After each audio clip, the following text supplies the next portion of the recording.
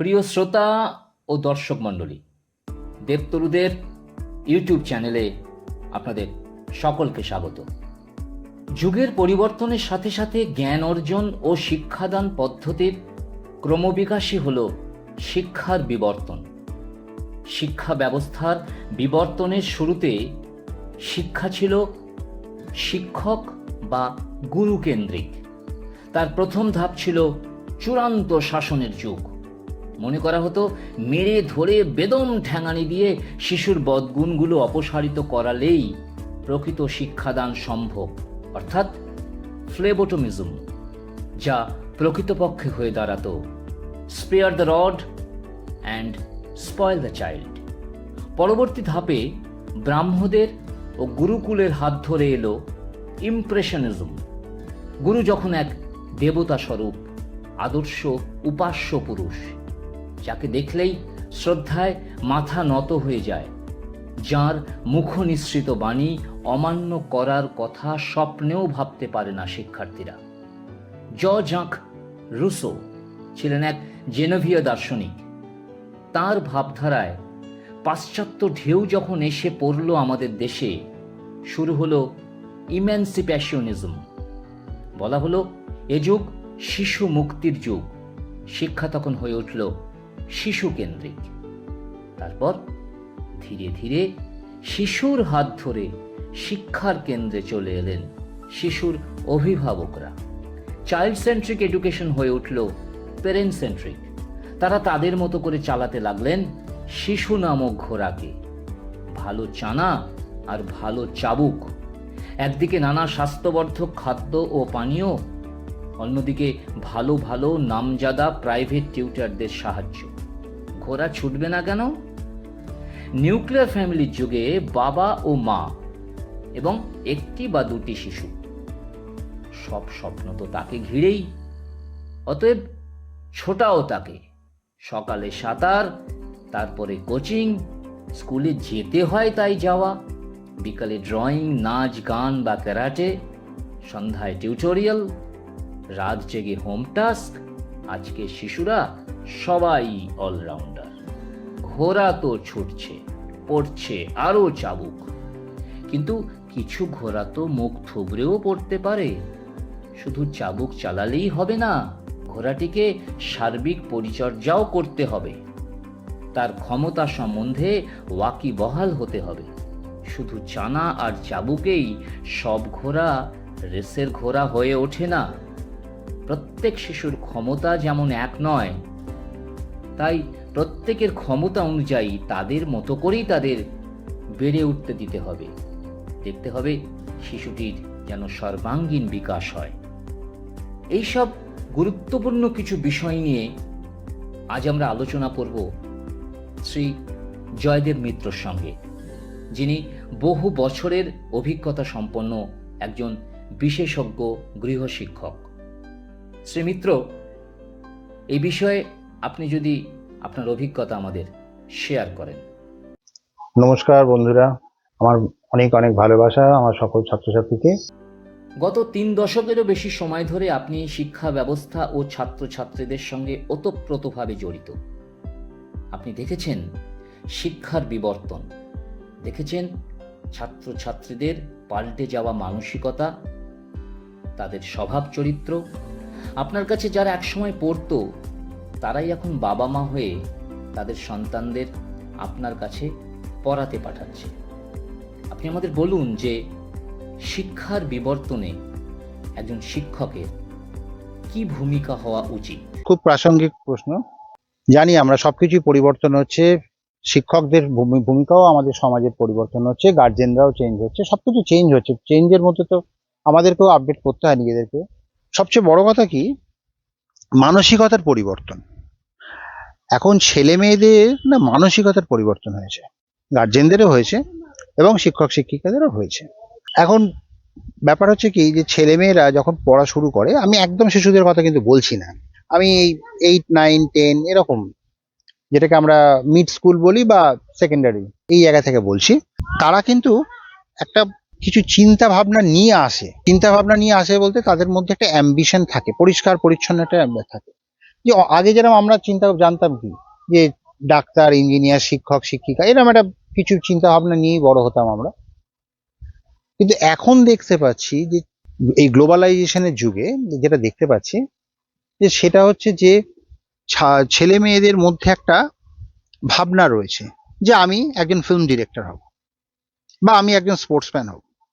তো এই ভাবনা যখন নিয়ে তারা আসছে, শিক্ষকদেরও কিন্তু তাদের মানসিকতার পরিবর্তনটা খুব গুরুত্বপূর্ণ। আমরা যদি সেই প্রথাগতভাবে চালিয়ে যাই যে না, তোমাকে বই পড়তে হবে, তোমাকে লিখতে হবে, নোটস লিখতে হবে, তোমাকে ভালো রেজাল্ট করতে হবে, এই যদি করি, একটা সময় কি হবে, আমরা না ওদের থেকে অনেকটা দূরে চলে যাব। ওরা কিন্তু আমাদেরকে আর কাছে টেনে নিতে পারবে না। এই ব্যাপারটা কিন্তু তৈরি হবে।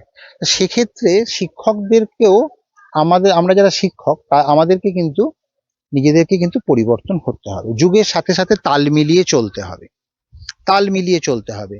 কিছুটা টেকনোলজির উপর ডিপেন্ড করতে হবে, কিছুটা তাদের মানসিকতার সাথে নিজেদেরকে খাপ খাওয়াতে হবে, বা বুঝতে হবে যে কোনটা ঠিক, মানে সেই পার্টিকুলার সেই ছাত্রটার জন্য কি ঠিক হওয়া উচিত, সেটা দেখতে হবে। কারণ হতেই পারে যে একটা 40 জনকে পড়াচ্ছি আমি, হ্যাঁ, তো সেক্ষেত্রে হতে পারে 40 রকম তার ভাবনা নিয়ে আমাকে রেডি থাকতে হবে। কিন্তু কে ডাক্তার হবে, কে ইঞ্জিনিয়ার হবে, কে ফিল্ম ডিরেক্টর হবে, এটা এই জন্য নিজেদেরকে প্রতিনিয়ত কিন্তু পরিবর্তন বা আপডেট করতে হয়। পরিবর্তন বলবো না, আপডেট করা খুব প্রয়োজন, এটাই আমার মনে হচ্ছে। শিশু থেকে ধীরে ধীরে বড় হওয়া পর্যন্ত পড়াশোনা বা কোনো বিষয়ের প্রতি বাচ্চাদের আগ্রহ এবং তাদের ভবিষ্যতের লক্ষ্য বা প্রয়াস কিভাবে ধীরে ধীরে বাড়ানো যায়? শিশুদের বড় হওয়ার সাথে তাদের যে পরিবেশ খুব বড় ভূমিকা পালন করে। শিশুরা, আমার যা মনে হয়, আমি এত বছরের অভিজ্ঞতা থেকে যেটা আমি উপলব্ধি করেছি, ওরা দেখে শেখে বেশি। শেখানোর চেষ্টা খুব ছোটবেলা থেকে করা উচিত নয়। তারা যেটা দেখে তারা সেটা শেখে বেশি। তাই জন্য যতটা সম্ভব একটা শিশুকে একটা সুন্দর পরিবেশ দেওয়া খুব দরকার। সেই পরিবেশ থেকেই সে অনেক কিছু শিখতে পারে। দ্বিতীয় কথা, আমরা যারা গার্ডিয়ান রয়েছি, আমরা যারা শিক্ষক শিক্ষিকা রয়েছি, তাদেরকে কিন্তু সেই ছেলেটা বা সেই মেয়েটা বা সেই ছাত্রছাত্রী যারা আছেন, তাদের মনটাকে বোঝারও একটা বড় ভূমিকা পালন করে। সবকিছু কিন্তু আমরা যদি প্রফেশনালি ভাবি, পেশাগত দিক থেকে ভাবি, তাহলে কিন্তু অনেক সমস্যা হয়ে দাঁড়ায় পরবর্তী ক্ষেত্রে। তাই আমার মনে হয় পরিবেশ হচ্ছে সব থেকে গুরুত্বপূর্ণ ভূমিকা পালন করে একটা শিশুর গড়ে ওঠায়। আরো একটি গুরুত্বপূর্ণ ব্যাপার, শিশুদেরকে ভালোবেসে যা করা যায়, আমার মনে হয় না আর অন্য কোনো পদ্ধতিতে কিছু করা যায়। হয়তো আমরা প্রযুক্তি অনেক কিছু ব্যবহার করছি বর্তমান দিনে, কিন্তু প্রযুক্তি দিয়ে কিন্তু শিশুকে তৈরি করা যায় না। তার মনটা বুঝতে হবে। সে গার্জেনদেরও তাই, শিক্ষক শিক্ষিকাদেরও তাই, প্রত্যেকের ক্ষেত্রে একই ব্যাপার, যে শিশুর মনটা বুঝতে হবে, তাকে ভালোবাসতে হবে, তার ভালোবাসাটাকে বুঝতে হবে, সে কোন দিকে কি চায়। সে সবসময় যদি আমরা তাদের পড়াশোনা নিয়ে ব্যস্ত করিয়ে দিই, তাহলে কিন্তু তার বিকাশটা কিন্তু সম্পূর্ণরূপে প্রকাশ পাবে না। তাকে বুঝতে হবে সে কি চায়, তার উপর কিন্তু নির্ভর করে তার ভবিষ্যৎটা। চাপিয়ে দেওয়া নয়, কিন্তু তাকে বোঝাটা হচ্ছে সবচেয়ে গুরুত্বপূর্ণ। স্কুলে পাঠাবার আগে বা স্কুলে ভর্তি করার পরেও শৈশবটাকে তাকে বুঝতে হবে যে সে কোন দিকে যেতে চায়। আমরা গার্ডিয়ানরা বড় তাড়াহুড়ো করে ফেলি, ভীষণ তাড়াহুড়ো করে ফেলি, অভিভাবকরা প্রত্যেকে তাড়াহুড়ো করে ফেলি। সেটা যেন না হয়, সেদিকটা আমাদের লক্ষ্য রাখতে হবে। বর্তমানে যা দেখা যাচ্ছে যে অভিভাবকরা তাদের জীবনের না পাওয়ার যন্ত্রণা সব কিছু মিটাতে চাইছেন তাদের সন্তানদের মধ্য দিয়ে। সাথে থাকে ওভার এক্সপেকটেশন, হাই অ্যাম্বিশন ইত্যাদি ইত্যাদি। মানে একটা জোর করে চাপিয়ে দেওয়া মানসিকতা, ইঁদুর দৌড়ে নামিয়ে দেওয়া। এমতো অবস্থায় ক্ষতিগ্রস্ত হচ্ছে শিশুদের কৈশোরকাল ও শিশু মন। কিভাবে এর প্রতিকার সম্ভব বলে আপনি মনে করেন? এই প্রশ্নটাও খুব গুরুত্বপূর্ণ প্রশ্ন, খুবই গুরুত্বপূর্ণ প্রশ্ন।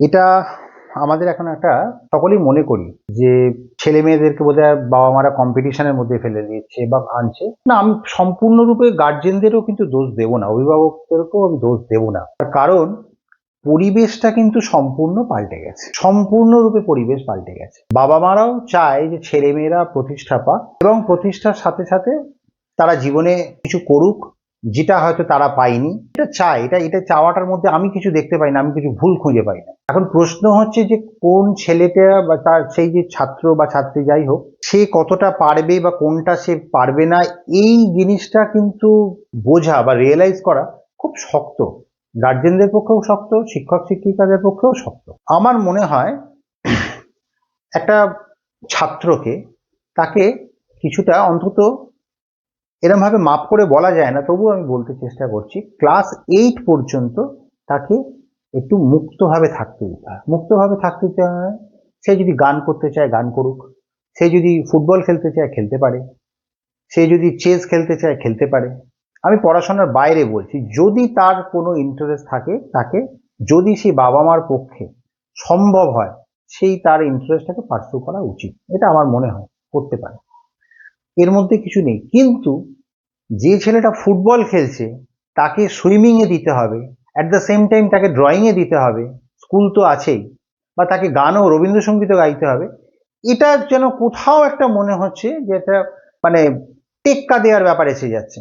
না, এটা কিন্তু নয়, যে সে যে জিনিসটায় ইন্টারেস্ট পাচ্ছে, সে যদি গল্পের বই পড়তে আগ্রহ দেখে, তার যদি ফুটবল খেলতে আগ্রহ থাকে, যেটা হচ্ছে সেই একটা বা খুব বেশি হলে দুটো বিষয়ের ওপর আমার মনে হয় তাকে দেওয়া উচিত।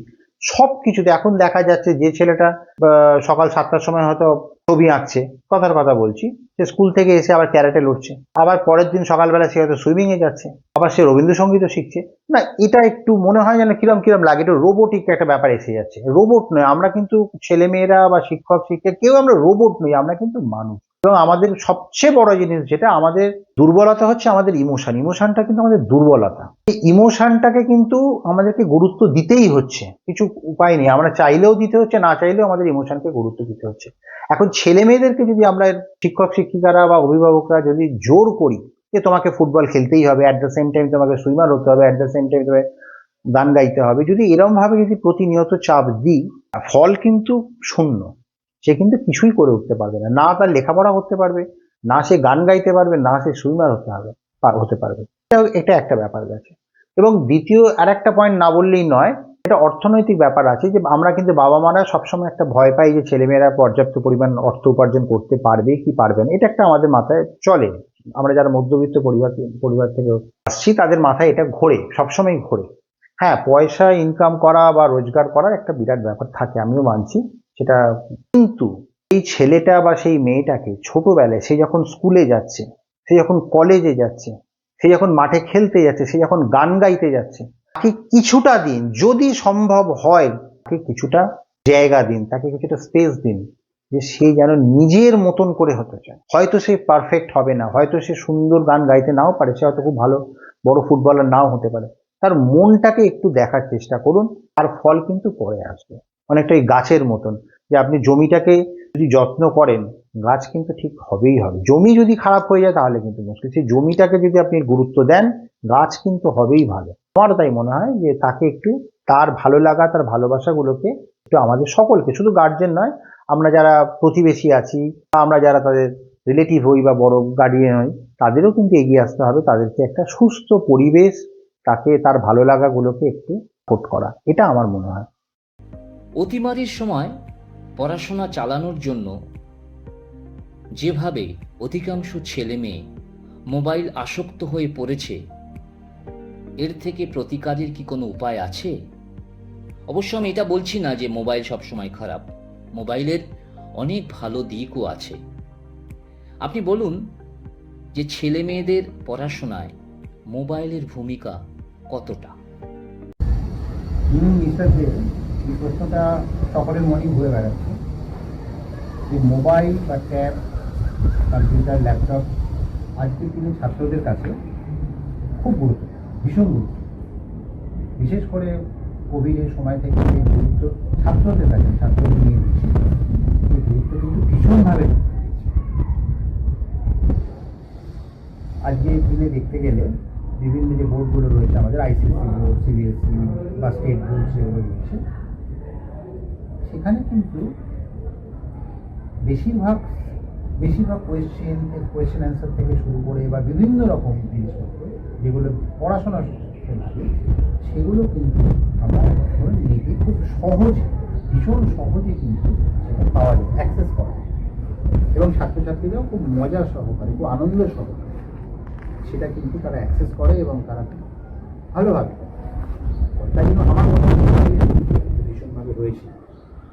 আমরা হয়তো অনেকে হয়তো রাগ করি যে তারা মোবাইল নিয়ে পড়ে আছে, সারাক্ষণ মোবাইল নিয়ে খেলা করছে বা কিছু, হ্যাঁ তারা সেটাও করছে, কিন্তু শিক্ষার ক্ষেত্রে মোবাইলকে আমরা, মোবাইল বলুন বা ল্যাপটপ ট্যাব যাই বলুন, একে সরাতে পারবো না, আর পারবো না। আমরা এমন একটা জায়গায় চলে গেছি খুব সহজে। আজকে আপনি ভাবুন, আমি হয়তো একটা কোনো ছাত্রকে জিজ্ঞেস করলাম বা একটা কোনো ছাত্র হয়তো যে উড়িষ্যার রাজধানী। এখন আগে আমাদের সময় কী হতো, আমাদের সময় সেই অ্যাটলাস বই খুঁজতে হতো বা জিওগ্রাফি বইটা খুঁজতে হতো, খুঁজতে হতো বা কারোকে জিজ্ঞেস করতে হতো, বাবা কাকা মামা জানিয়ে। কিন্তু ওদেরকে কিন্তু সেটা করতে হচ্ছে না। ওরা সঙ্গে সঙ্গে সেই গুগলের গিয়ে হেল্প নিল, সঙ্গে সঙ্গে সেই ম্যাপে ছবিটাও পেয়ে গেল এবং এক্স্যাক্ট লোকেশন বা কী নাম কী কোনটা কী সঙ্গে সঙ্গে সেটা পেয়ে গেল। মোবাইলের গুরুত্ব আমি কিছুতেই মানে কোনোভাবেই অস্বীকার করা যায় না। আজকের দিনে মোবাইলের গুরুত্ব ভীষণ লেখাপড়ার ক্ষেত্রে। তবে একটা মুশকিল হচ্ছে যে সব কিছু কিন্তু ভালো দিক খারাপ দিক আছে, এটা আমরা জানি সবাই। মেরিট ডিমেরিটস তো সব কিছুই থাকে। তা মোবাইলের ক্ষেত্রেও তাই যে অনেক ছাত্রছাত্রী অন্যদিকেও চলে যায়, তারা বিভিন্ন সাইট ঘাটাঘাটি করছে বা তারা হয়তো পড়াশোনা চলাকালীন যখন অনলাইন ক্লাস চলে, অনেক ছেলেমেয়ে এখন অনলাইন ক্লাস করে। তো যাই হোক, যখন অনলাইন ক্লাস করছে আমরা বুঝতে পারি, আমরা যারা শিক্ষক, যে এই নয় যে আমরা বুঝতে পারি না, আমরাও বুঝতে পারি যে তারা হয়তো অন্য কোনো কিছু সার্চ করছে বা অন্য কিছু দেখছে, আর তাদের পড়াশোনায় কোনো অ্যাটেনশন নেই বা তাদের পড়তে পড়তে অন্যদিকে মন চলে যাচ্ছে। এগুলো হচ্ছে, এগুলো যে হচ্ছে না তা না, কিন্তু মুশকিলটা হচ্ছে যে বললাম না, মেরিট ডিমেরিট দুটো সব কিছুরই থাকে। তা মোবাইলের ক্ষেত্রেও তাই। আপনি মোবাইল ছাড়া কিন্তু কোনো ছাত্রছাত্রীকে কিছু করতে পারবেন না। হ্যাঁ, এখনও কিন্তু কিছু স্কুল আছে, পশ্চিমবঙ্গ বা কলকাতার কথা বলছি, যে যেখানে কিন্তু খুব স্পষ্টভাবে তাদেরকে মোবাইল ব্যবহার করতে দেওয়া হচ্ছে না, তাদেরকে ল্যাপটপ ব্যবহার করতে দেওয়া হচ্ছে না। এটা ঘটনা, এটা আমি, কিন্তু সকলের ক্ষেত্রে না। বিশাল সংখ্যা যে ছেলে মেয়ে রয়েছে সারা ভারতবর্ষে, অন্যান্য রাজ্যের দেশের কথা বলছি না, ভারতবর্ষের কথা বলছি, সেক্ষেত্রে যে পরিবেশটা গত 6 বছর যাবৎ, মানে 2020 থেকে আমি বলছি, যে তৈরি হয়েছে এবং যেভাবে সব কিছু ছড়িয়ে পড়েছে, এখন যদি আমি সেই ছাত্রছাত্রীদের কাছ থেকে মোবাইলটা বা ল্যাপটপটা কেড়ে নিই, সত্যিকারে বলতে কি শিক্ষকদেরও খুব অসুবিধা, শিক্ষক শিক্ষিকাদেরও খুব অসুবিধা।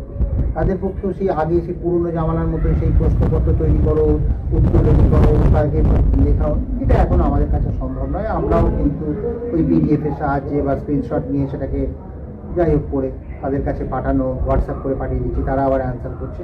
এখন জিনিসটা হচ্ছে, তাই জন্য আমাদেরকে প্রত্যেককে, শিক্ষক শিক্ষিকা এবং অভিভাবক যারা আছেন, যারা গার্ডিয়ান আছেন, তাদের প্রত্যেককেই খুব সজাগ থাকতে হবে। এটা দিয়ে সজাগ থেকে এটাকে দেখে নিতে হবে, এটা আমার মনে হয়। যেহেতু অধিকাংশ মায়েরা সন্তানদের জড়িয়ে নিয়েই থাকে, তাদের স্নেহ ছায়া স্পর্শেই সন্তানেরা বড় হয়। আপনি বলুন, সন্তানের চলার পথে অভিভাবক, বিশেষ করে মায়েদের স্থিতিশীল ও ধৈর্যশীল থাকাটা কতটা জরুরি?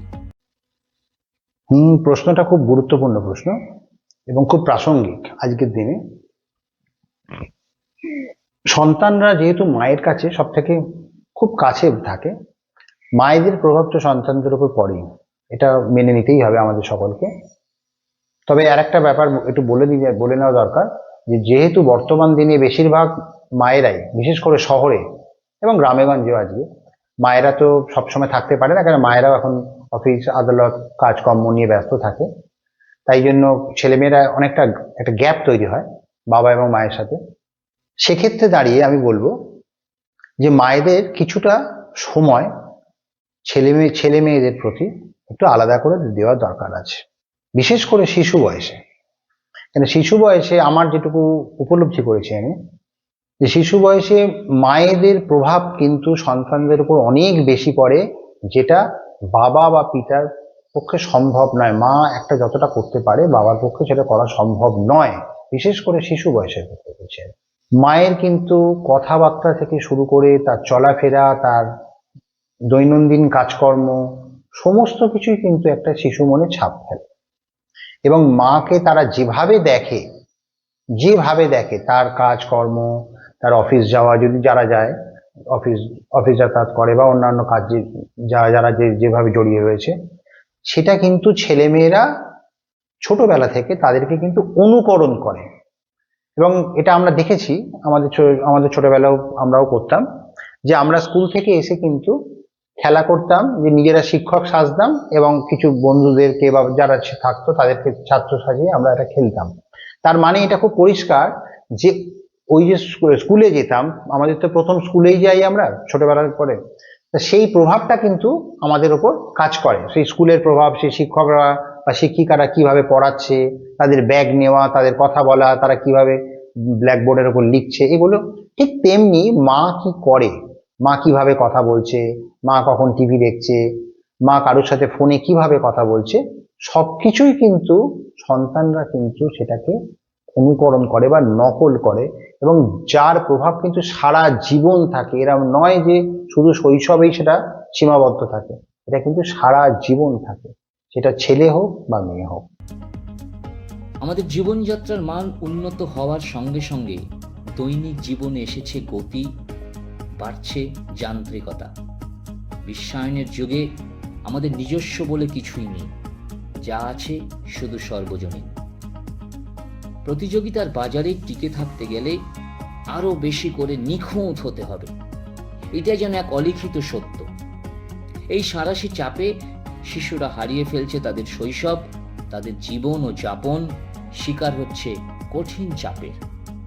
দরকার হয়ে পড়ছে বিশেষজ্ঞ কাউন্সিলরদের, যেমন adolescent councillor, stress councillor, career councillor ইত্যাদি ইত্যাদি। আপনি বলুন যে এই প্রফেশন বিশেষজ্ঞদের প্রয়োজন কতটা? যেটা বলার, কেরিয়ার কাউন্সেলিং বা এই ধরনের যে সমস্ত প্রফেশন আজকে দেখতে পাওয়া যাচ্ছে আজকের দিনে, আমার মনে হচ্ছে না এই মুহূর্তে অতটা গুরুত্বপূর্ণ।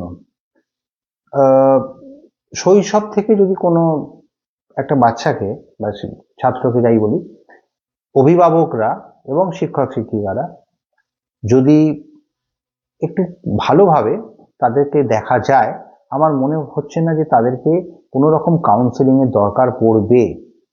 একটা সময়ের পর দরকার পড়তে পারে, কিন্তু শৈশবে কিন্তু কাউন্সেলিং এর কোনো প্রয়োজন নেই। বাবা মারাই হচ্ছে সবচেয়ে ভালো কাউন্সেলিং করতে পারে, এবং তারপরে শিক্ষক শিক্ষিকা, যাদের সঙ্গে ছেলেমেয়েরা সব থেকে বেশি সময় স্পেন্ড করে বা কাটায়। এখানে একটা কথা বলার আছে, যে আমরা যদি বিশ্বায়ন, যেটা মানে আপনি প্রশ্ন করলেন যে বিশ্বায়নের ব্যাপারটা, ক্লাস মানে স্কুলের বিদ্যালয়ে যতক্ষণ একটা স্টুডেন্ট রয়েছে, ছাত্র রয়েছে, আমার মনে হচ্ছে না যে সেই জায়গায় আমরা এখনো পর্যন্ত যেতে গেছি যেখানে এতটা স্পেশালাইজেশন লাগবে। তাতে কি হবে, যে ওই যে বলছিলাম না আমি, যে ছেলে মেয়েগুলো একটা রোবট বানিয়ে ফেলছি, আমরা রোবট বানিয়ে ফেলছি। তো এই মুহূর্তে এগুলো করার দরকার পড়ে না। একটা সময় পর কলেজ পেরিয়ে তারা যখন বিশ্ববিদ্যালয়ে যাবে বা তারা যখন একদম প্রফেশনাল ঢুকে পড়বে, তখন হয়তো প্রয়োজন হলেও হতে পারে, কিন্তু স্কুল লেভেলে, বিদ্যালয় লেভেলে কখনো না, এগুলোর প্রয়োজন পড়ে না। এগুলো শিক্ষক শিক্ষিকা এবং অভিভাবকরা যথেষ্ট, আমার মনে হয় তারা হ্যান্ডেল করতে পারে। তারা যদি মনে করে তারা হ্যান্ডেল করতে পারে। একটু বেশি করে সময় দিন, ভালোবাসুন, হবে, নিশ্চিতভাবে হবে। ছাত্রছাত্রীদের নিয়ে ঘাটাঘাটি করতে করতে আপনার অনেক বছর হয়ে গেল।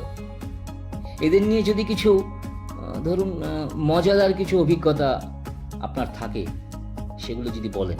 ছাত্রছাত্রীদের সাথে অনেক, সত্যি কথা বলতে কি, অনেক মজার ব্যাপারও আছে, অনেক মজার ঘটনাও আছে। দীর্ঘদিনের শিক্ষকতা, তো দীর্ঘদিনের শিক্ষকতায় অনেক মজার মজার ঘটনা ঘটেছে। সবচেয়ে ইন্টারেস্টিং ব্যাপার কি জানেন, ছাত্রছাত্রীরা বোধ হয় তাদের বাবা মাকেও খুব একটা সবসময় খুলে কথা বলতে পারে না, যেটা তাদের শিক্ষক বা শিক্ষিকাকে বলতে পারে। তা এরকম বেশ কিছু ঘটনার কথা বলি। আমার এক ছাত্রের কথা বলছি, বেঙ্গলি মিডিয়ামে পড়া স্টুডেন্ট। তা সে ছোটবেলা থেকে খুব ভালো স্টুডেন্ট, কিন্তু মাধ্যমিকেও খুব ভালো রেজাল্ট করেছে, উচ্চ মাধ্যমিকেও খুব ভালো রেজাল্ট করেছে। তা তার পড়ার ইচ্ছে হচ্ছে হিস্ট্রি অনার্স পড়বে। যথারীতি বাড়ির লোক, বাবা মা এবং স্কুলেরও শিক্ষক শিক্ষিকারা কিছুতেই তাকে ইতিহাস নিয়ে পড়তে দেবে না, তার জীবনে কিছু হবে না নাকি, না এরকম একটা ব্যাপার, যে তাকে সায়েন্স পড়তে হবে, ইঞ্জিনিয়ার হতে হবে বা ডাক্তার হতে হবে, ইত্যাদি ইত্যাদি ক্রমাগত চাপ। তা সে এসে আমাকে ধরেছে যে স্যার এটা কিছু ব্যবস্থা করে দিন, বাবা মাকে বোঝান। দেখো তোর বাবা মাকে আমি কি বোঝাবো? বলছে না, একটু বলতে হবে। আমি যতই অঙ্কে 100 পাই আর ফিজিক্সে 98 পাই, আমি কিন্তু হিস্ট্রি অনার্সই করবো এবং হিস্ট্রি নিয়েই পড়াশোনা করবো। তো যাই হোক, তার বাবা মাকে ডাকলাম, ডেকে বোঝালাম। সত্যি বাবা মাকে বোঝানো তো ডিফিকাল্ট ব্যাপার। তো বাবা মাকে অনেক করে বোঝালাম যে দেখুন, ছেলেকে তো জোর করতে পারেন না আপনি। তো মজার ব্যাপার হলো কি, যথারীতি যাদবপুর ইউনিভার্সিটিতে সে ভর্তি হলো, হিস্ট্রি নিয়ে পড়াশোনা করে হিস্ট্রি অনার্স এবং মাস্টার্স করলো এবং সে ডক্টরেটও করলো। সে এখন একটা কলেজের ইতিহাসের প্রফেসর হিসেবে কাজ করে। এবং সব থেকে বড় কথা কি বলতে, কি করছে সেটা বড় কথা না। আমার যেটা মনে হলো ওকে দেখে, ও যখন আমার সঙ্গে রাস্তায় দেখা হয় বা কোথাও যখন দেখা হয়, সে কিন্তু খুব স্যাটিসফাইড। সবচেয়ে বড় কথা যেটা, হয়তো ইঞ্জিনিয়ার হয়ে ডাক্তারে অনেক বেশি ইনকাম করতে পারতো, কিন্তু খুব স্যাটিসফাইড। ও কিন্তু হিস্ট্রি পড়ে এত বেশি আনন্দ পেয়েছে বা ওর নিজের কাজ নিয়ে এত খুশি যে যখনই তার সাথে আমার রাস্তায় দেখা হয় বা ফোনে কথা হয় বা কোথাও কথা হয়, সবসময় কিন্তু সেই কথাটা রেফার করে। এটা আমার খুব ভালো লেগেছে। এবং মানে ওর যে আমার উপরে যে বিশ্বাসটা ছিল যে ওর বাবা মাকে বোঝাতে পারবো বা যারা যারা ছিল তখন তাদেরকে বোঝাতে পারবো, এটা কিন্তু আমার খুব ভালো লেগেছে। এটা একটা ঘটনা আমার বললাম। আরো একটা ঘটনার কথা বলি। সেও এরকমই, তারও রেজাল্ট খুব ভালো করেছে, সায়েন্সে ভালো রেজাল্ট করেছে। যথারীতি বাবা মা তাকে ইঞ্জিনিয়ারিং পড়াবে, ঠিকঠাক করে ফেলেছে, জয়েন দেওয়া হবে। সে কিছুতেই কিছু পড়বে না। কি ব্যাপার, আমাকে এসে বলছে বারবার যে না স্যার, আমি ইঞ্জিনিয়ারিং আমি পড়বো না। আমি ঠিক আছে, পড়াশোনা করেছি, তাহলে কি করবি রে? আর তখন সে বলছে যে আমি ফিল্ম স্টাডি নিয়ে পড়াশোনা করবো। ভালো কথা, ফিল্ম স্টাডি নিয়ে পড়াশোনা করবো। তো যথারীতি সে ফিল্ম স্টাডি নিয়ে পড়াশোনা করে এবং খুব মানে ভালোভাবে সে প্রতিষ্ঠিত। আমি এখন এক্ষুনি নাম মনে আসছে না, অনেক ওয়েব সিরিজও সে তৈরি করেছে বা করছে এখনো। এবং সবচেয়ে আমার বারবার এই কথাটা একটা কথা বলতে মনে হয় যে সে যে এতটা খুশি তার কাজ নিয়ে, খুব ভীষণভাবে খুশি সে তার কাজ নিয়ে, এবং সবসময় সে কাজের মধ্যে পড়ে থাকে। 12 ঘন্টা 14 ঘন্টা শুনেছি, অনেক সময় শুনেছি বাড়ি আসতে পারে না, সারা রাত হয়তো কাজ করে, কিন্তু কখনো ক্লান্তি নেই তার মধ্যে। ওই একটা কারণ, যেহেতু সে স্যাটিসফাইড তার কাজটা নিয়ে। এবং চাপিয়ে দেওয়া যে জিনিসটা ছিল, পরিবেশ, তা বাবা মা, শিক্ষক শিক্ষিকা যারা থাকি, আমরা যারা থাকি, আমরা সবসময় চাই যে একটা কনভেনশনাল লাইনে প্রথাগতভাবে একটা কিছু জায়গায় নিয়ে যাওয়া। কিন্তু না, একটু এবার বোধহয় সময় এসছে আমাদের, আমরা যারা গার্ডিয়ান, শিক্ষক শিক্ষিকা, একটু অন্যরকম, আউট অফ দ্য বক্স কিছু ভাবনা। যে না, তারা কি ভাবছে, সত্যি কি সে নিয়ে এটা চলতে পারে, এই জিনিসটা ভাবার বোধহয় এবার আমাদের সময় এসছে, প্রত্যেকের সময় এসছে। এবং আমরা ভাববো, আর বেশি বেশি করে চিন্তা করব যে তাদেরকে অন্যরকম কিছু, এই প্রথাগত পড়াশোনার বাইরে এবার একটু ভাবার সময় এসছে। শ্রী মিত্র, আপনাকে অনেক ধন্যবাদ। আপনি আপনার মূল্যবান সময় ব্যয় করে আপনার মূল্যবান মতামত আমাদের দিয়েছেন। পরবর্তী সময় আবার যদি কোনো সুযোগ পাওয়া যায়, আপনার কাছ থেকে আরও কিছু সুপরামর্শ শুনব। ধন্যবাদ।